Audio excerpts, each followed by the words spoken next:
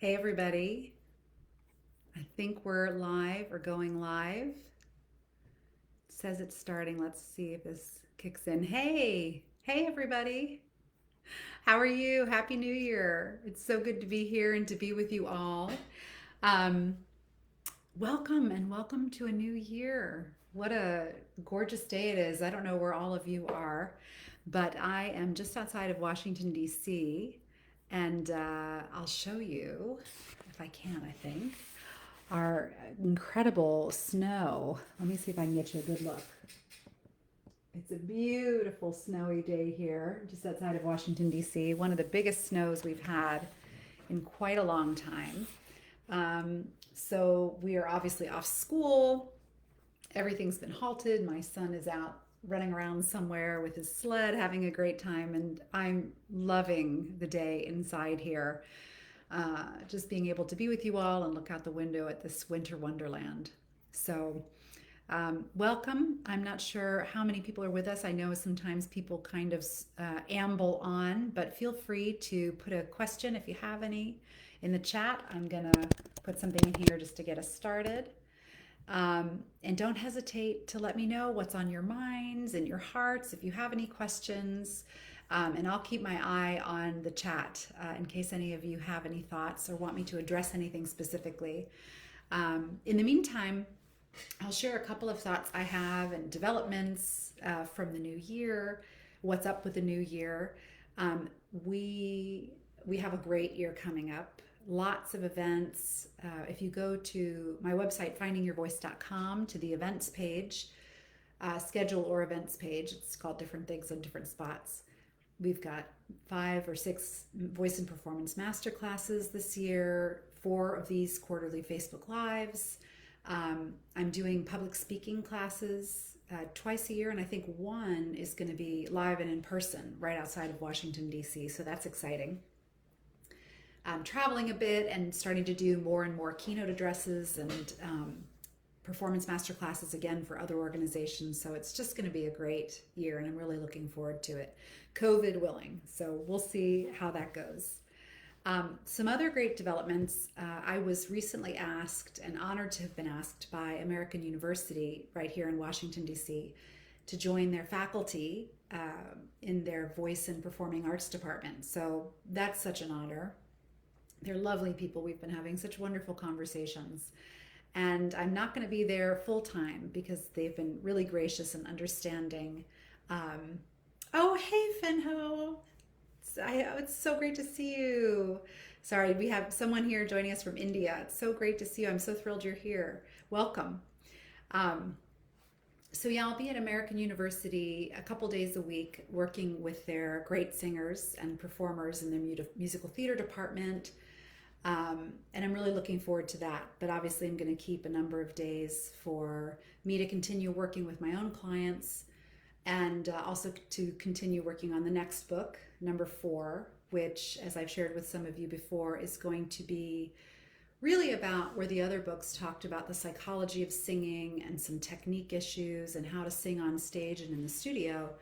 This one's really going to tap into how we learn to love singing, how we learn to love being a singer without becoming so enmeshed with our passion and just attached to our singing and our career goals that we become insecure, anxious, and frankly, a wreck. So that's what this book is really going to touch upon. It's kind of the spirituality of singing, um, how to really keep your mind right, uh, where the other books talked more about our voices specifically. So I'm enjoying writing that. As some of you know, I was hoping it would be done by the end of last year. Not quite, but I am working on it every day or almost every day and doing well. It's like the other books. I think that they'll maybe take a year, but they take a few. So I'm learning to enjoy the journey and let that go and just see what unfolds. But I will be sure to keep you posted on when it's ready to go. So a couple other things that I wanted to chat about. And again, please don't hesitate to put questions in the chat. A couple of you have emailed some questions that I'll address too if we have time. But one thing that I've been working on for years, and I'm not sure that I've made much mention of it, is after I wrote the first Art of Singing about discovering and developing your true voice, I went back to graduate school in psychology and did my graduate work in psychology and counseling so that I could really buttress up what I had been doing intuitively with clients for so many years with a really strong academic foundation. And so, in addition to working with singers and speakers on technique, I also, for about 9 years now, have been working too with singers, performers, and public speakers, professional speakers, but also other creatives, and other people dealing with performance anxiety and creativity issues in more of a counseling capacity. So that's been great fun too. It's becoming more and more a large part of my practice. And if you'd like to learn more about that, or even if you want to touch upon some of those issues in our voice coaching work, feel free. You can learn more about that aspect of my practice specifically, also on findingyourvoice.com. And if you go to the Work with Jennifer tab, you'll see performance coaching, counseling, public speaking coaching. There are lots of options there. So don't hesitate to take a look and let me know if you have any thoughts and questions about that. Let's see. Oh, another thing I wanted to chat about, we've been doing these quarterly here on Facebook Live, and it's nice, sometimes you guys will email me your questions and I'll do my best to answer them. But speaking very candidly, they are just not as much fun as our master classes on Zoom or live where we can see each other. I can hear your questions. I can be with you. So starting in April, I think, is our next quarterly Facebook Live. It won't be a Facebook Live. We'll actually move to Zoom so we can see one another. If we have time, it's only about 45 minutes or an hour long, depending on how many questions we have. Maybe even do some singing. But it's just a touch point for I guess 4 times a year, coming together. I'll put the link on the Facebook page and just show up. If you want to just hide your video and listen, that's great. If you want to be on camera and say hi and ask questions and have a conversation, that's great too. But in thinking about it, I just think it'll be a lot more fun to really be with you, even though I hope that these Facebook Lives in the past have been helpful. But again, so much more fun to be with you and see your faces and do some work together. So I'm looking forward to that.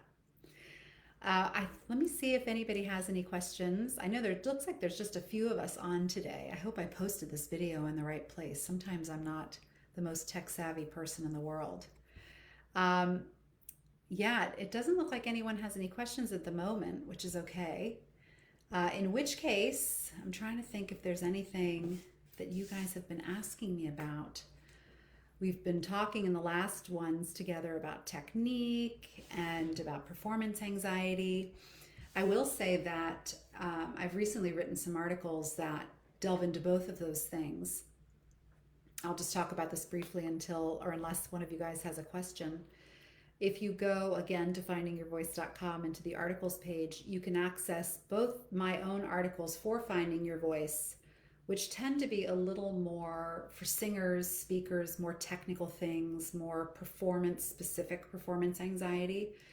But you can also link to my Psychology Today column, which also talks about some of those things, but generally those pieces I write more geared toward general creativity issues, general anxiety issues, and then frankly some more counseling specific communication, self-esteem, self-worth things. So anyhow, just to draw your attention to some pieces that I've shared recently that I think you might find helpful and that other people have really appreciated. I have kind of a vocal issues series. I think there's 3 up there now, and you can go to the website and look through them. And they tackle everything from true voice issues like polyps and acid reflux. But then I also have gotten, I think in the last one, into talking about diet, not in an effort to persuade people to eat a certain way or not, but just sharing my experiences with how changes in what I eat, what I drink, have really had a very powerful impact on my voice. So, again, sharing some things from the more, physiological, medical side of things there. I also have a series of 3 pieces called Practical Tips. And again, these are on the Finding Your Voice website about pitch, performing, and I forgot how I called it, but I think it's the process of learning. So again, I'm using case studies from mainly a singer that I was working with, have been working with in China, talking about her and her issues. And she's also a voice teacher, issues that have come up for her in her studio. So we've been addressing those things and talking about them together. And I turned those into pieces to hopefully be helpful and of service to all of you. So take a look at those. And then on the Psychology Today side, recently I've posted some pieces about, which might sound a little counterintuitive, how to, rather than resist anxiety, how to welcome it, to embrace it. Maybe not throw a parade for it, but just to recognize that not only is it present, but that it very likely may always be present for those of us who get ourselves onto stage and into positions where we are seen. Accepting that anxiety will likely be along for the ride allows us to not combat it, to not fight it, to not resist it, and therefore to be more present when we are with people. So accepting that it's going to be there allows us to take our focus off of it and then to focus more clearly and cleanly on whomever we're with and the audience and what it is we want to say and share with them. So, oh, hi, Maura. It's great to see you. It looks like we have a question. Forgive my eyes as they dart all over my screen. From Maura. Maura, it's so great to see you here too. Let me read the question for those of you who might not be looking at the chat. Any tips for singing through emotional pieces and maintaining your voice and composure, but allowing the emotions to flow? Very good question. I don't know if you could see my head nodding as I read that. Thank you, Maura. I can give you my thoughts. Of course, they're just my thoughts. I think I'll give you what I do. I remember there's this one song in particular back in my performing and auditioning days, a song from the Ballad of Little Joe by Mike Reed, a wonderful songwriter and composer. And I couldn't get through this thing, but I always wanted to sing it in auditions because it was just so beautiful, so powerful, and so moving. And I would, not exaggerating, Maura and everyone, I would go into the audition, I'd practice it in the shower, I'd be fine, and I'd get into the audition and I'd start crying. And then of course, then my mind is like, oh my gosh, I'm crying, and then it would just totally deteriorate from there. What I learned to do, the first suggestion might not be a great one, but it's an option, is to recognize that some pieces, of course, more than others, really trigger us and get the emotions going. And we might need to say, you know what, these 2 pieces for some reason just floor me, and I've never been able to sing through it without crying. Let me work on them in my private time, but let me find songs that move me maybe as much, but that I don't always lose my composure with, to focus on for auditions. And to start there for a couple of reasons. Oh, hi, Melody. I'll get to your question in 1 second. I'm so happy that you're here.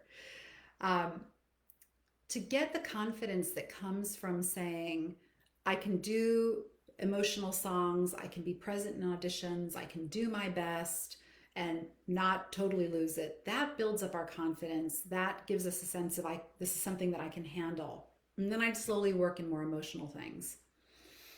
To those pieces, though, it sounds like that you really want to do, though, and what I did with the song from the Ballad of Little Joe, I would work on it every day at home in practice. And I would demand of myself to be fully present and emotional in it as if it was an audition. And why I did that, and I had to make it conscious, because sometimes when you're practicing a song, you think you're available, but whether you're conscious of it or not, you're holding back a bit because you don't want to lose it, right? But I would demand of myself to be fully present, and I would lose it each time, day after day after day. But then what happened after, if my memory serves correctly, 6 days or something, a weekish, that intense emotion, that smoldering emotionality stayed, but the tears stopped. And again, just to sum up, it only happened by me being determined to every day show up and sing this thing through, just as open and vulnerable and like fully present as I could. And that was the thing that made it more to your question of how can you maintain your composure. It's like anything. I know we've talked before in master classes, and I do in the books about, especially with performance anxiety, if you sing 3 times a year, it's very likely you're going to be nervous because it's not a regular thing. But if you turn performing in front of people, even if it's like saying I'm going to come on Facebook Live and sing a song every day, if you turn it into something that your brain, that prefrontal cortex, has no choice but to say, oh, this is like brushing our teeth. This isn't a thing anymore because it's becoming habitual. If we habituate what makes us nervous, eventually it kind of goes, all right, well, that's such a biggie anymore. It's not something unpredictable or something really special. Definitely works with performance anxiety to get up and perform again and again. And it also, Maura, it also really works with those emotional pieces. What we resist persists, as we all know, that Carl Jung expression that's so true, but also what we become, what we are wary of becomes more powerful. So instead of saying, oh gosh, should I sing that song? Or, oh gosh, I'm nervous to perform, to say, okay, let's just face it head on. Let's just take it, get up, sing it, completely committed, allowing ourselves, demanding of ourselves to even get emotional so that we can do it day after day after day. And eventually that mind of ours will go, meh, not a biggie. And then the emotions, the tears will stop, but we can then still be fully present and emotionally engaged, maybe not crying, but emotionally engaged in our delivery. So I hope Maura, that answers your question. Melody, welcome. Welcome to any of you who've just hopped on. Let me read Melanie's question. So nice to see you on the snowy Monday. Yes, I don't know if you saw, it's gorgeous here. I don't know where all of you are, but here right out of DC, it's gorgeous. I know that we have someone from India where I'm sure it's not, probably not snowing right now. So, but let me read Melody's question. What made you want to be a voice coach and therapist? Thank you for the question. I can give you an 18-hour answer, or I'll try to make it kind of brief, but I'll go for brief.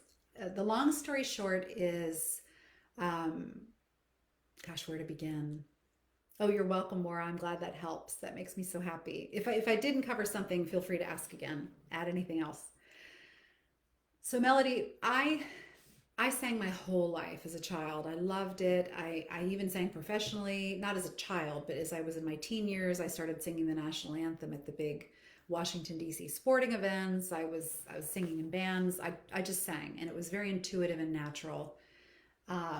And I loved it. And then when I went to, not snowy, but pretty cold, yes. I didn't know what part of India you were in, so I didn't want to assume. Thanks, no. Long story short, when I got to university to train in voice, and certainly not blaming the teacher, my experience though was when she said, listen, I want you to forget everything you know about singing, and I want you to think about it newly. I was actually initially really excited, but over the years, I found that I was really overthinking singing. I was not trusting my body. I was trying to do things, external things, rather than leading from within, trusting my intuition. And my voice, I didn't lose my voice, but it started really hurting. And I lost my voice in the sense that I lost the ease and the color and the brightness, which of course was pretty scary. In my last year, I started working with a different voice teacher named Myra Tate, who has since passed away, a wonderful woman. But she was such a blessing in my life. She taught me how to get my voice back by lovingly, which I think is a big part of it, helping me unlearn those habits that I had been trying to paint on top of this instrument that I had been told, in a way, was inadequate. You know, that model of teaching that says, every voice is inadequate until it's trained. Not only did a number on my actual voice, but on my voice, me. So with Myra's help, I unlearned all of that and went back to what I had been doing naturally for years since I was a child. And one step further, and as important, I learned how to recognize that is technique.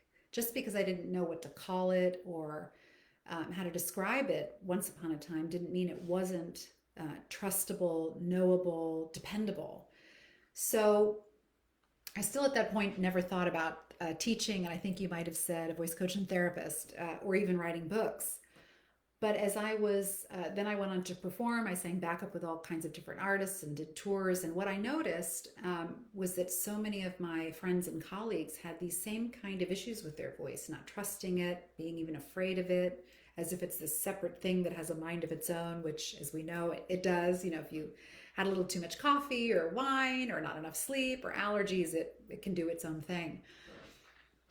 So I felt a lot of compassion for these people and I wanted to help. So I started doing some master classes here and there, or if someone would call me when I was between tours and say, can you help me? I went from saying, no, I'm not really a voice or a voice coach or a teacher to, all right, well, come on over and let's see what we can do. And that evolved over time. In Melody, I'm sorry if I'm going on and on, but that evolved over time into a practice where I started working with singers between tours. And then eventually, when I got into my mid 30s and got married and had a son, more into my full time work.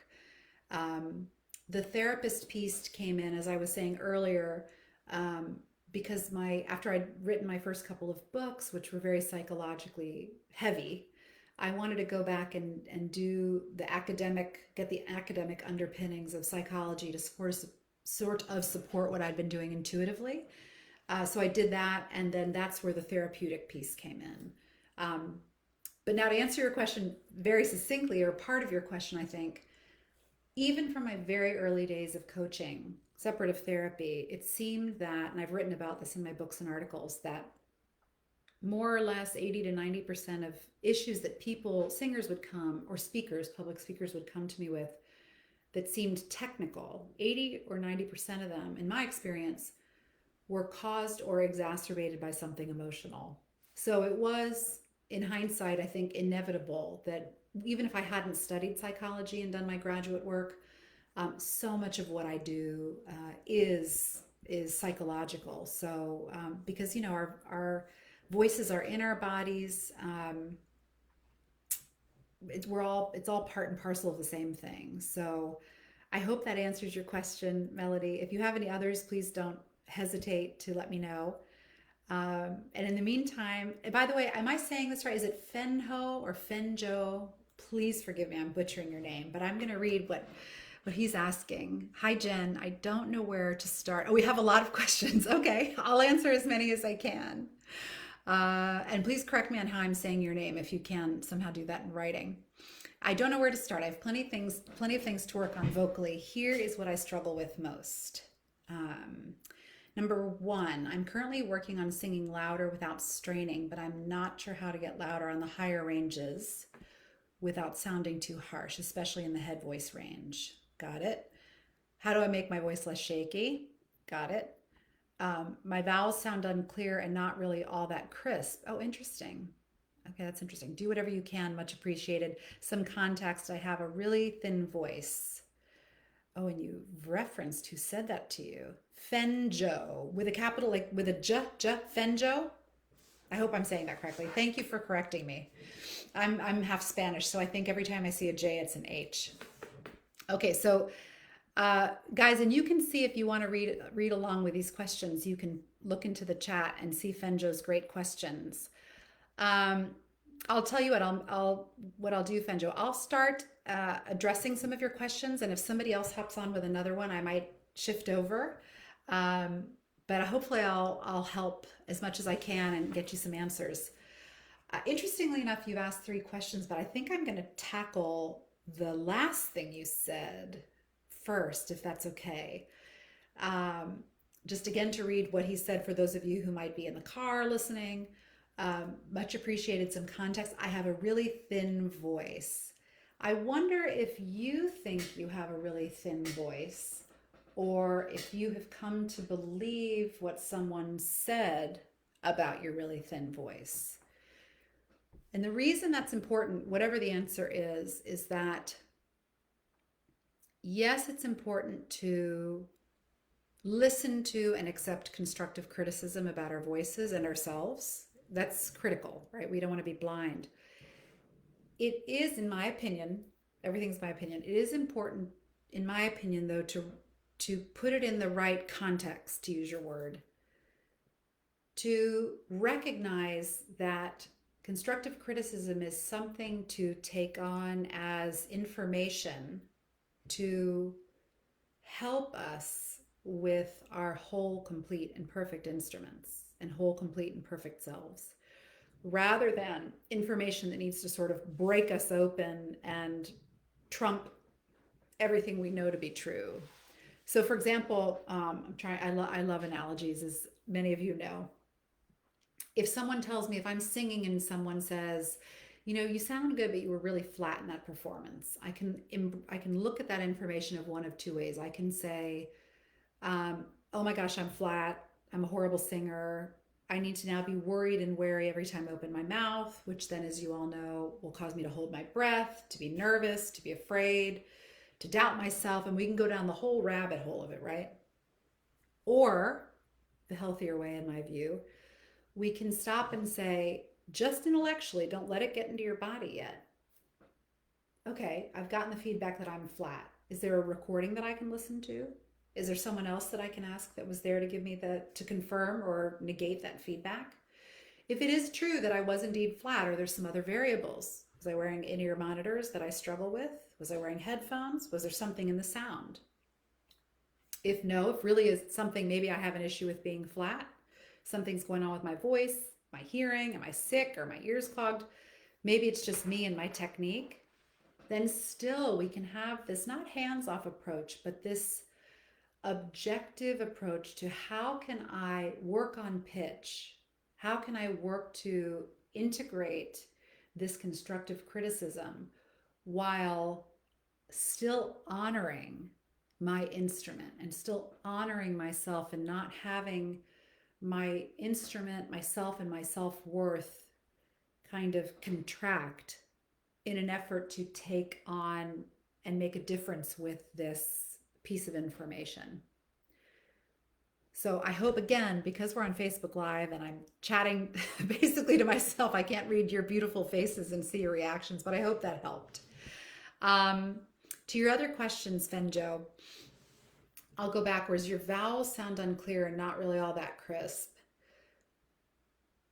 You know, well, actually, that question I might answer them all together because they often can be the same cause. Vowels sounding unclear, I think what you're talking about might be the way that you're shaping them.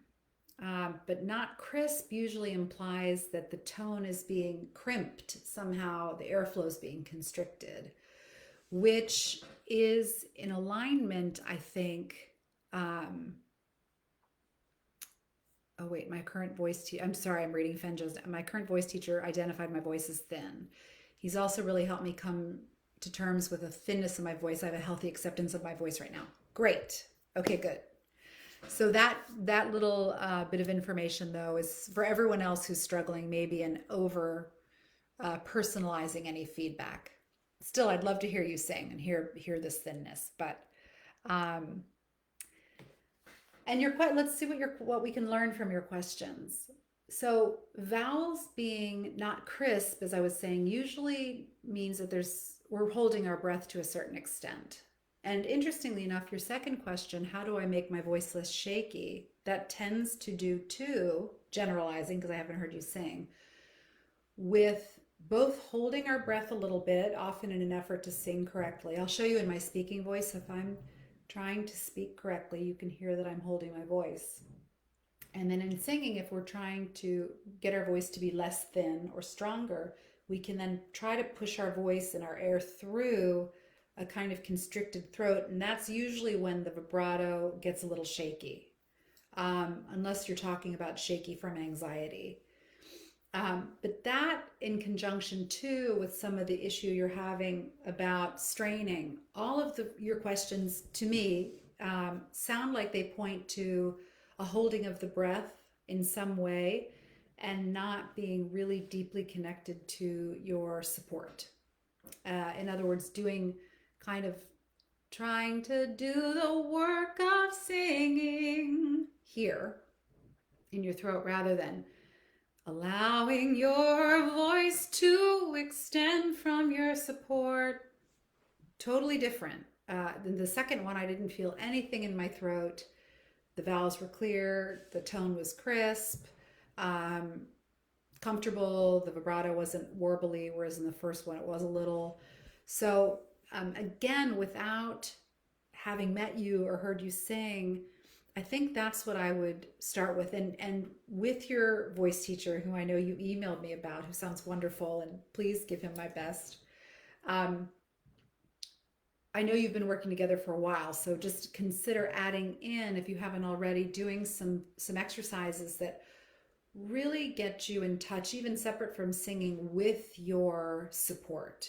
So I know in the Art of Singing book that I think you mentioned you have, the last chapter has some exercises, and there's an audio component where there's some things with consonants and explosives like sh, k, t, p, that really, without any singing, so our egos don't get involved, you can really make sure that you're connected down into your gut. You can really feel that support. You can feel how it engages when you sing rather than it being something that you have to engage by yourself.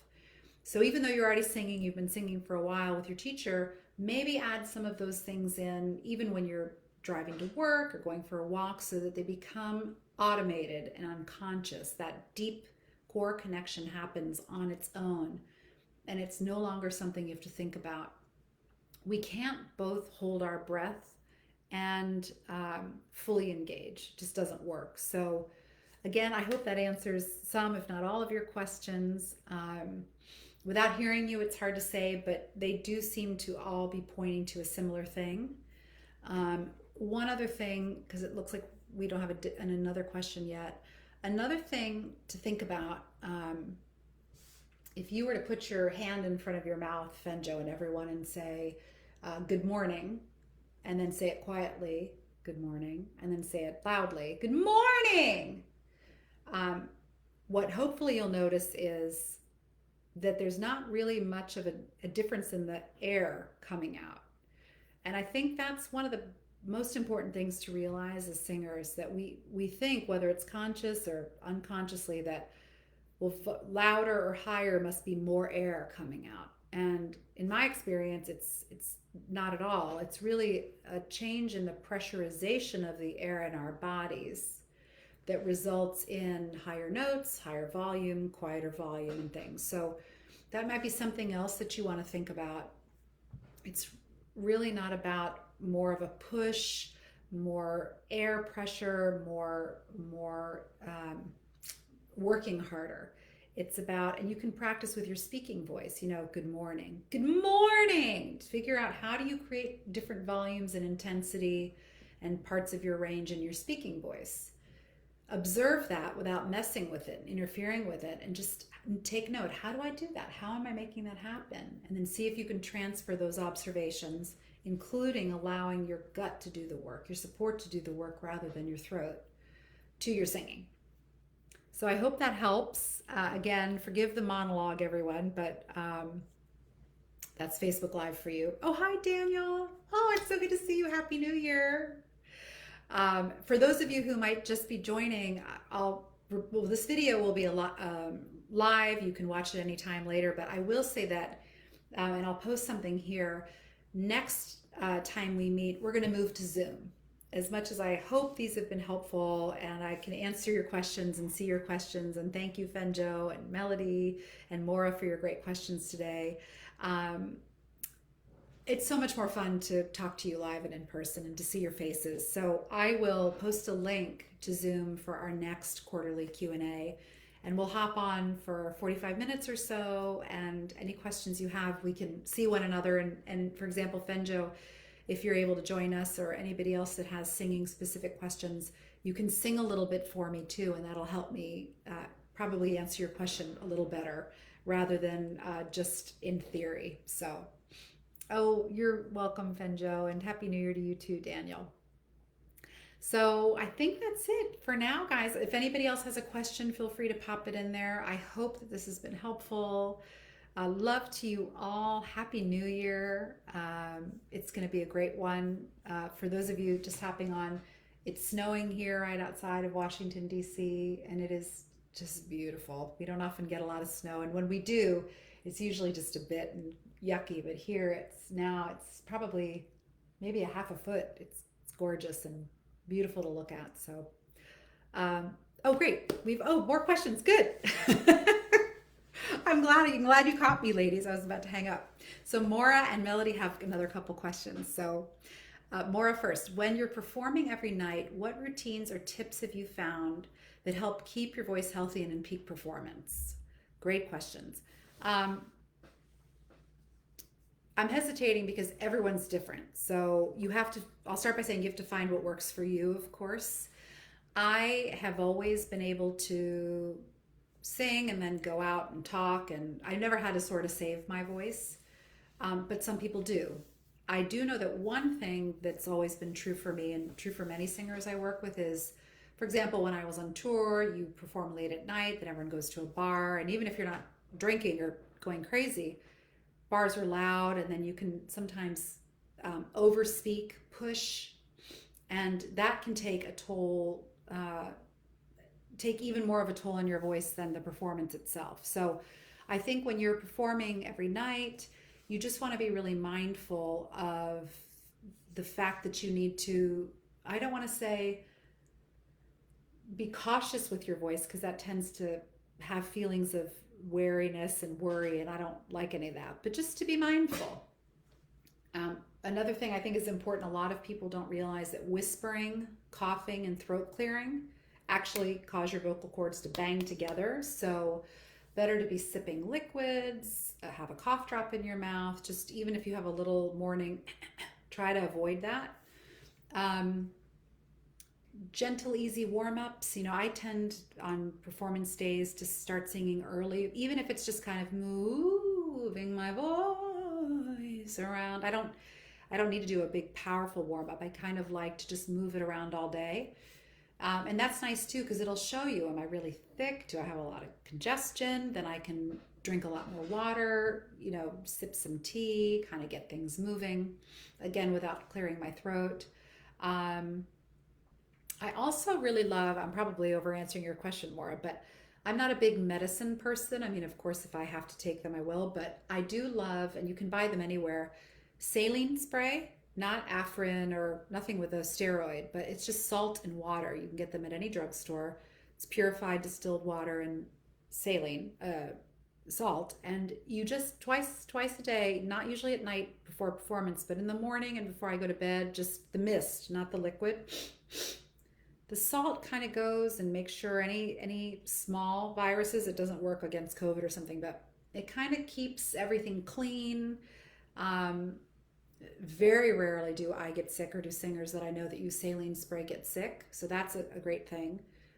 Just plain saline spray, make sure there's nothing else in it. Lots of water. I also think it's really important, because remember, our instruments are in our bodies, to do some cardio every day.